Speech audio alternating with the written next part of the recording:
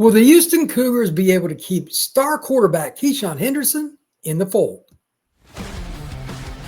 Locked On presents The Portal, the daily podcast covering college football recruiting and everything NIL. Part of the Locked On Podcast Network. Your team every day.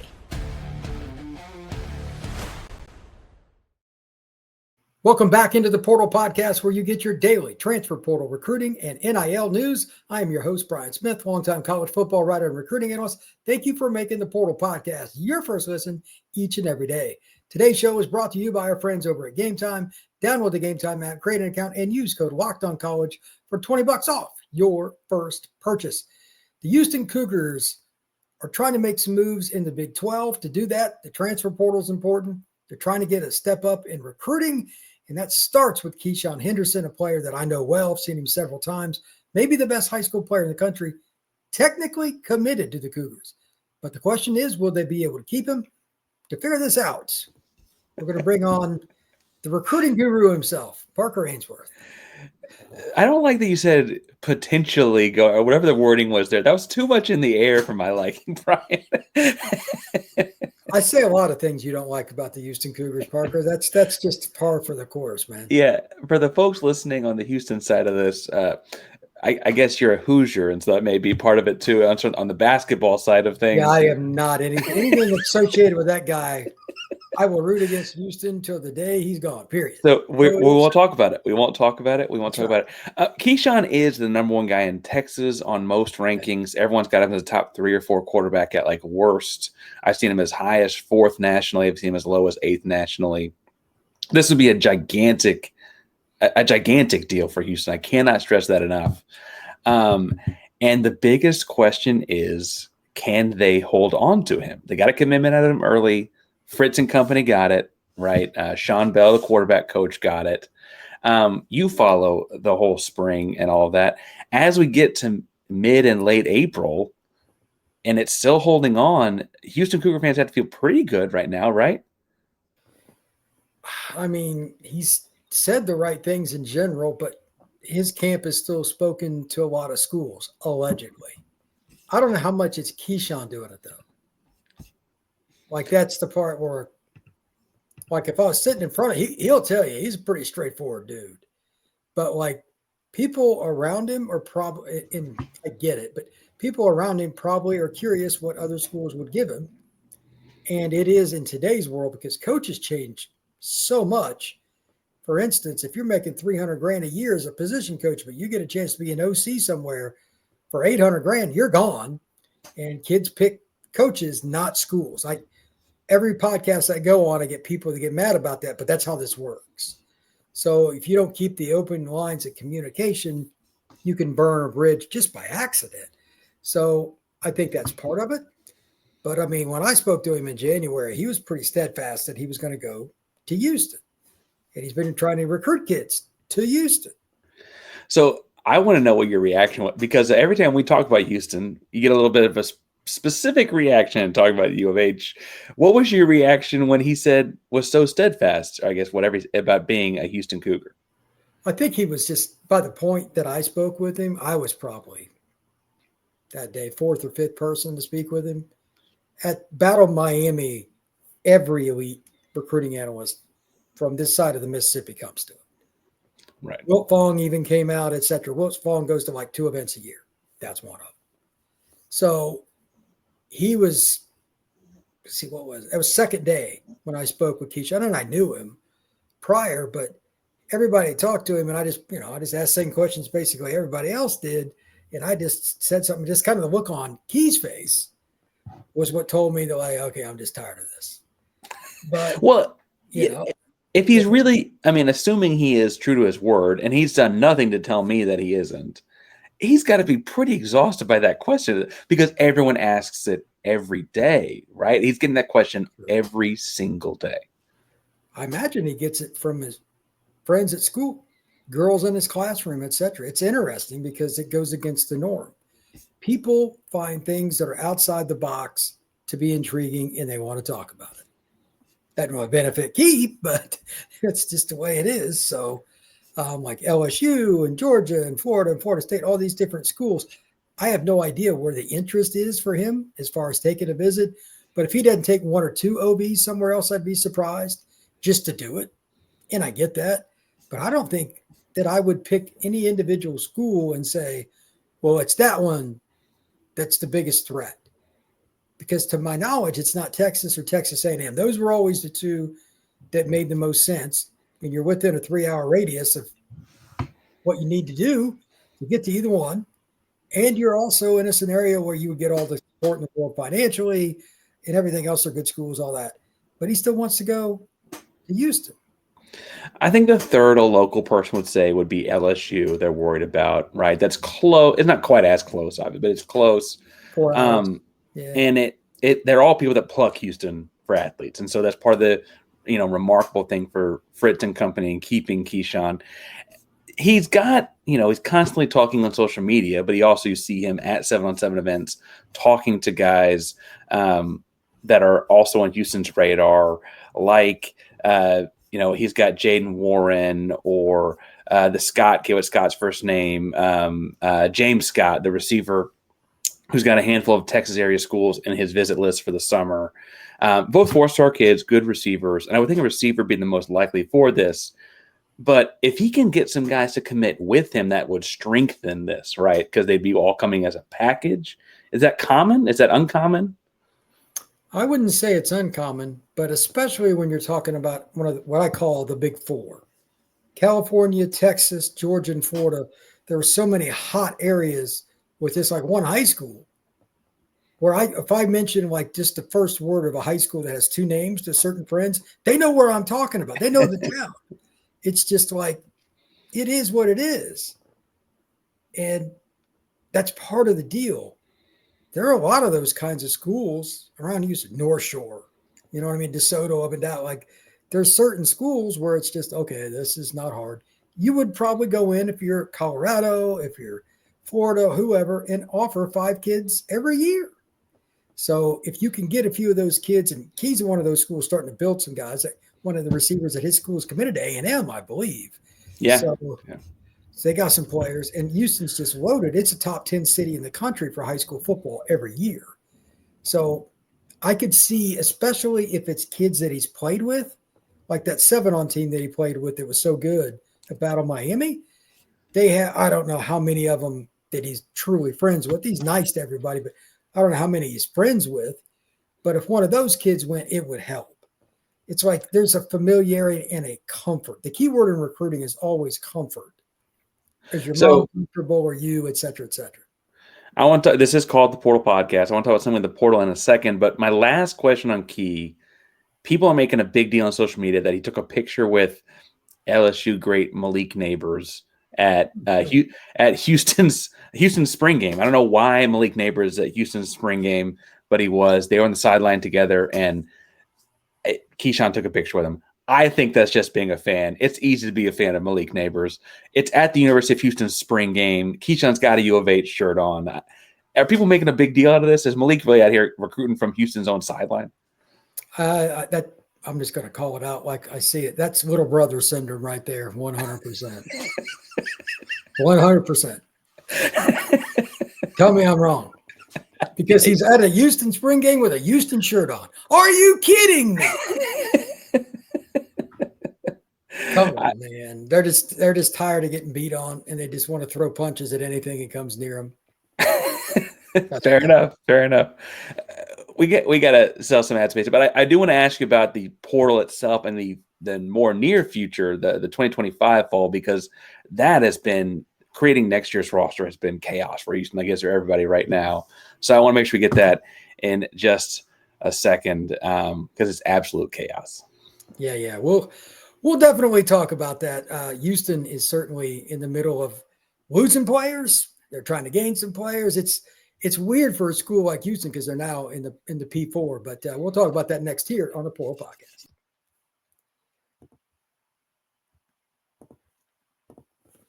Baseball season's in full swing, and there's no better way to get in on the action than with Prize Picks, the best place for daily fantasy sports.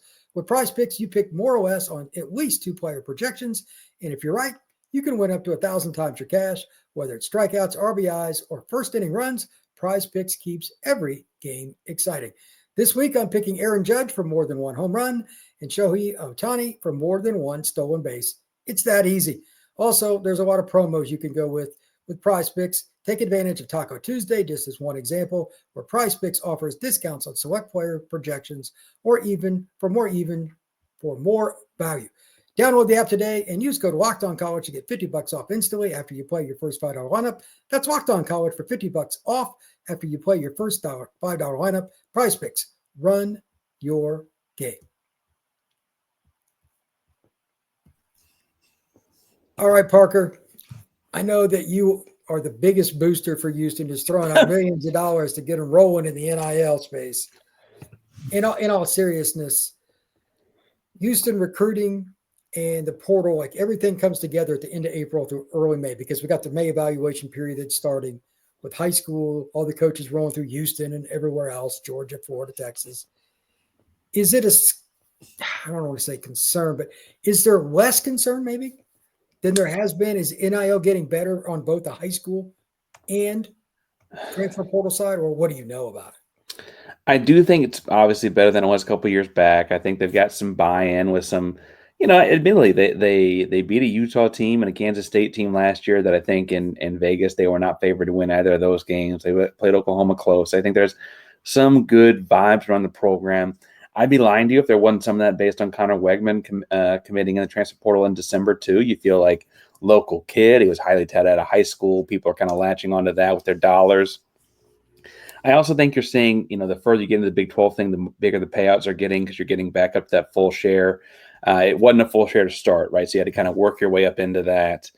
And all those things are working in their favor, but they're like so many programs, even, Ohio State just won the whole thing. They're losing guys this week. They're losing guys next week too. Everyone seems to be losing guys. And I think people are quick to blame the NIL for it. I got to ask you before we get into some specific names in a second, you do all of these programs all across America. Houston is kind of new to being in a P4 and all that situation. It's used to being plucked, frankly, right? How common is it for guys to go through the entire spring practice and voluntarily get out of the program either just before or just after the spring game? It depends on the program and the kid, but if it's a player that's a dude, if he's going into the portal, either something went wrong with a coach, disciplinary action, or he got offered a bag. Sometimes it's a combination. Obviously, I know the player that you're talking about, AJ, but there's a lot of concern with that happening around football.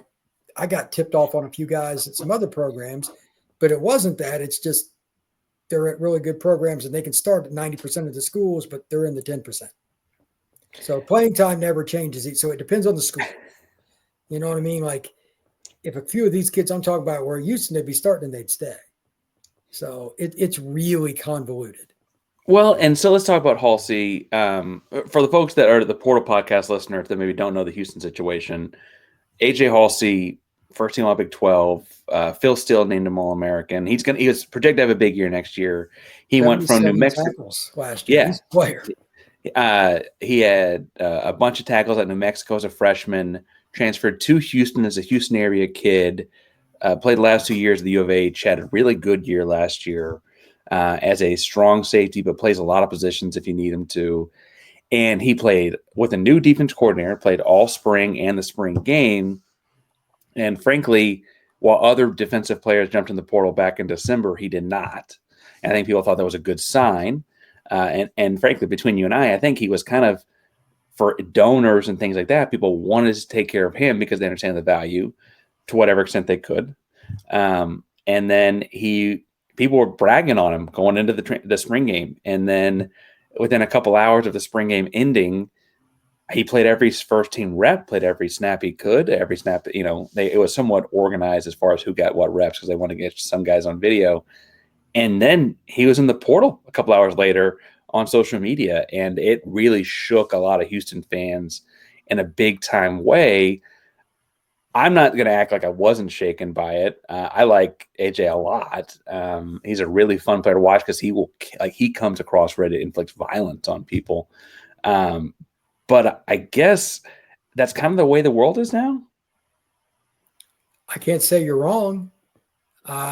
There's been a handful of those situations all over the place. I mean, the whole situation with Nico, I mean, he didn't even make it to the spring game. So there's a lot of, I mean, seriously, he did. Yeah. So, and for those who don't know, I did right before I got on this podcast with Parker when we're doing this, his brother's transferring to UCLA. He'd originally committed there, but went to Arkansas. The kid that's at UCLA is transferring to Tennessee, Aguilar. What I mean, there's no such thing as loyalty. That's probably the safest way to give a blanket statement. I know that's a cop-out, but circumstances for yourself to get NIL, to secure a bag for your family, especially if you don't come from much, I get it. And like take the kid that's going to Tennessee from UCLA. He was at App State. He goes to UCLA. I mean, they're not exactly a great program. Like in the 80s, we had Troy Aikman. That's one thing, but they ain't been great in a long time. Go to Tennessee. That kid's played in the area before. He's gone. You know, it's not just Houston. This is across the country. So after the spring game, it may hurt, but my advice is not to be surprised by any player leaving at any time. And with that just being the state of college football, do you see the impending House movement, settlement, I should say, or is it slowing down anytime soon? This feels chaotic and uncontrolled, and I can't imagine, frankly, sitting in your chair, Ryan, having to keep track of it nationally every day. It's hard to keep track of just Cougs. It seems unsustainable. A couple of suggestions. The House settlement is just part of it, but there'll be more. Because of, I told some people this, and I don't think I've had the pleasure of doing it in a show with you since, but right before the portal opened, and it's the 16th to the 25th, so this Friday it will close. And that doesn't mean you have to make a decision. That just means you have to get in the portal, just for the record. But I told some people that it will be so bad. There will be a few instances that are so bad. I didn't know the Nico thing was going to happen, by the way. But it will cause ripple effects. And even coaches who were, at least at one point, pro spring portal will want it gone. There's going to be an ugliness / lawsuit coming. They're going to have to find a way to close the spring portal in the next year or two. Like, gone. Because the only way to keep it, because kids, as long as and they're not going to change the rule about the immediate transfer. So there's no other choice. It is going to there's going to be some ugly conversations aired publicly, people cussing each other, whole nine, lawsuits, everything. Because as long as there's immediate eligibility, there would be a problem. You add NIL on top of it, it's a disaster. Because certain schools and I even did a podcast about this earlier, I ticked some people off, but if you're Tennessee, before they got the kid from UCLA, you were sitting there holding the bag because you got a redshirt freshman, had like 9 snaps, and their other quarterback is an early enrollee. Yeah. You have to tamper. There's no chance that you're not tampering with everybody. You can't beat Tennessee going into the season with that, with their schedule. No. You go 5-7 real quick, guys get fired. They're going to tamper with everything, and they do not care. So they have to pretty much do something like that because there's no way that kids aren't going to just take advantage of the system. It's really awkward, Parker. I mean, it really is. Well, and I've got a lot of questions about the spring game part of this in general. Fire away. Because I think that, truthfully, like the spring game offers a unique spot. It used to be to see the new names and see who's gained 10 pounds and see who's lost 10 pounds and see the quarterback that he's healthy now or whatever, right? I almost feel like now it's making things worse. I almost feel like now there's like, if Haulcy in this specific instance did not need video, his film from 2024 would have sold itself, right? But there are guys that are using that video to then say, hey, look over here. Look what I look like after being in college for 2 years, or look what I look like after a year in a college weight program. And, and hey, my hamstring's healthy. Now someone's come find me, right? Like they're using that video as a way to get got up by somebody else. I think it was Nebraska first mentioned, like, we need to just nix our spring game, and schools have gotten rid of it. And you have Deion going the other way. It's like, hey, if we're going to use this for that opportunity, let's go ahead and just play somebody, right? Is the evolution of the spring game playing a role here? Or is that Matt Rule, Deion Sanders? Like I said, Haulcy's film would have sold himself. He didn't need that jump in the portal right now. Well, I'll put it to you like this. I had a face-to-face conversation with a college coach recently, right before this particular program's spring game. And I said, how come you guys aren't going to be on TV? And he just turned and looked at me and goes, we don't want people to look at the guys that we have coming up that have improved, that they'll try to induce into the portal. Beginning and end of conversation. That's it. That's why the spring games aren't. So when I first heard it from Matt Rule, I kind of laughed. Everybody else has followed suit. There's only a handful that really had it. Houston apparently had some, Notre Dame. Trying to think, there's 2 or 3 other were a little bigger, but most teams just had little scrimmage things. That's Houston it. had a fan fest and a scrimmage. It wasn't on ESPN3 or anything, or Plus or the Ocho or whatever. It was very much a, like, for the fans to show up in person and watch it. And the somewhat, diminutive factor there was that they had it at the track field because the game field TDCU was being used by the UFL or USFL or whatever that league is right now, right? The Houston team, and that was playing over there. I kind of feel like now we're missing the point with this whole thing, though, Brian. Like, the spring game was supposed to be this fun capsule on spring practice for the entertainment value of the sport, and now we're going to nix it because of roster construction. That seems crazy. But is it true? As I lose my starting safety, it feels pretty true. like I said, I had a face-to-face conversation. Yeah. Somebody I know, somebody I'm friends with, somebody I trust, and who's always blunt with me. He's making a lot of money to help make those decisions. So what's that tell you, bro? What's that tell you? It's just absurd. And I don't know that I want to pick, because frankly, on the inverse, my understanding of this has always been, as a pro player's guide typically, that, as you mentioned, that position coach could go take a coordinator job this week. So why can't the player? Right. And I guess that in the non-fan part of my brain, I got to remember, like, the coaches can leave too. They need the same opportunity. There's no way to cap all of that, right? I'm not missing something. Well, that's the problem. Like, as long as you make it an open opportunity to play right away, it's just different. It's just different because, like, if a quarterback leaves,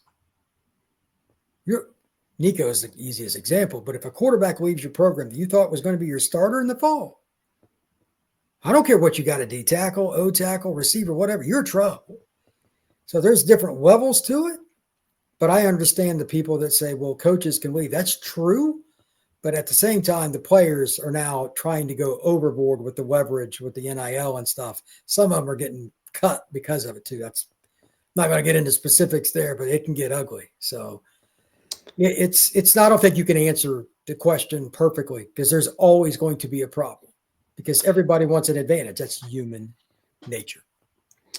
Speaking of cuts, I think this is probably the last question. Because I again, you do this all day, every day, and it's a world that's just so crazy to me. There's going to be a lot of cuts in the next 10 days, not just because it's the end of spring and exit interviews and all of that, but rosters have to shrink now. If you're Houston, again, Houston's new to the P4. Are you keeping an eye on all of that? Or are those guys not worth your time? Depends on how you do things. That's a great story for you to follow. Coach Fritz is obviously a true working man's football coach. Like, he wants guys that do the system. He needs a specific kind of depth chart, meaning you have a scout team. Yeah, a few of your freshmen are on it, but you got some walk-ons. The way it's constructed moving forward, for people who don't know, you're going to get 105 players, period, including walk-ons. So there are a lot of guys that just going to be walking around at the games just like everybody else now. But I could see Fritz cutting somebody that's a total idiot that has talent, but he doesn't want to put up with them missing class, whatever, and keeping a walk-on, because he's about culture. Every program will handle this differently. There's a few schools that I know they're way over the number, and they're waiting for their exit interviews, which that's the other part people need to know. Exit interview means you're into spring. Where are you on the depth chart? Where do you stand academically, social? What do you need to do? When kids get bad news, they get more or less shown the door. I mean, they don't have to say leave, but they're telling them to leave in some way, shape, or form in some cases, because the kid didn't hold up his end of the bargain, or the coach misguided themselves by thinking that kid was good and he wasn't. And then they just need to try again. Either way, the kid's gone. So you're going to see Houston probably pick up a few kids that somebody else thought wasn't that great. But I just, based on Fritz, he'll find a way to use that guy. Like good coach, like he hadn't been at a school where like Texas or USC or something before, but he still wins. He can evaluate players, and he knows system, and he knows process. They'll be one of the more interesting teams in the Big 12. I guarantee it, based on what they pick up from the transfer portal in the next month. Again, you got to get in the portal by the end of the week, but you don't have to sign right away. So I bet you the Houston's spring is going to be done here in a little bit, early May or whatever. But summer session will start late May, early June. There'll be a few guys on the roster for summer. You're like, I'm curious about them. And they'll be in the 2 deep that somebody else didn't even want them. Want to bet? Houston will find a way. Well, and Fritz has made a career, like you mentioned, a career out of finding guys no one else wanted and turn them into pros. He's a great football coach, man. He really is. And so I'm interested, Frank, like you said, to see who he finds there. Brian, the Locked On, the Portal podcast, we'll be following that whenever it happens. I would like it to happen soon. I'm kind of missing my starting strong safety, but it's a pleasure as always, man. Yeah, I mean, I like doing these kind of pods and getting a different perspective. One question for you. If you had to guess right now, obviously you get the quarterback Wegman coming over from A&M. Where is Houston in the pecking order? Are they outside? Did they move up beyond the bottom 4 of the conference, in your opinion, in terms of roster? Forget about coaching, game day, and all that. Where are they? Is their roster still bottom 4 or so of the conference? Where are they at? I think, truthfully, they've made improvements to no longer be in the bottom 4. They're probably in that middle 8 group. And I will say that part of the deal there for Houston is you already kind of had that no one talked about some good receivers and running backs that kind of got overlooked because you weren't scoring a whole lot of points, because you had no passing game and you had no offensive line. They've added offensive line pieces that were, had started some games here or there in the Power 4 and looking for that second chance. Dalton Merriman, Jason Brooks, right? I like Agnello out of Mexico, but he's the only one coming from a non-P4 of the guys they add on the offensive line. So you're getting better there. Again, you get to showcase the receivers theoretically now that you bring in Wegman. If he's healthy, he can throw the ball a little bit. And so you're hoping that's the case. I will say, I was saying they're a 6 to 9 win team when they had the couple defensive backs that lost in the last week. And so that, I think, will shape how they replace those guys, is going to shape how they bounce back into that range. Fritz is going to win games he shouldn't. He did twice last year. I think he'll probably do a couple more this year. And so if the roster is a 6-win team, and I think they could get to 8 because it's Fritz and that's what he does, right? I think that's truthfully kind of where they're looking. So that's my answer, whether they're on the Big 12 right now. But it does depend on, in the portal, as we sit here on the portal podcast, it does depend on how they're going to respond to losing some key pieces in the secondary. Yeah, I agree. I mean, for your Locked On Cougs fans, it's like, they're probably like, are we really going to be able to do this? Because like, there's no way to really know, because they don't have massive NIL or anything. So it's fascinating. But I'm sure it's also a little bit concerning too. I get it.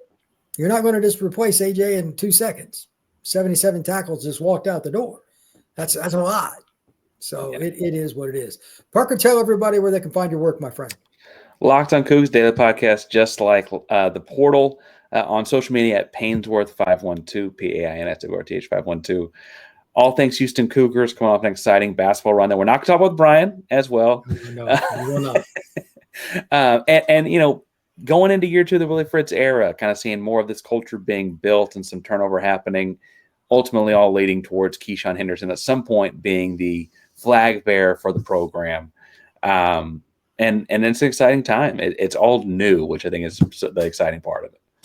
Yeah, that's cool, man. That's very cool. Locked On the Portal. Find us all the places you can. Locked On Cougs, YouTube, Apple, Spotify, Podbean, Odyssey, all those places. Please like and subscribe. Give us a 5-star review. We will see you again soon.